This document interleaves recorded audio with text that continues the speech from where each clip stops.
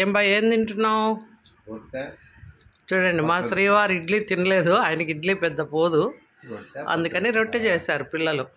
చూడండి, పుల్లగూర ఇంకా తయారు కాలేదు ఫ్రెండ్స్, కొంచెం తర్వాత పెట్టాలి, అందుకని పచ్చడిలో తింటున్నారు. రొట్టెలకు కూడా పచ్చడి సూపర్ అంట, కొబ్బరి పచ్చడి బాగుందా? దానికి కాంబినేషను అబ్బో. ఈ రొట్టె మన రెసిపీ పెట్టాను ఫ్రెండ్స్.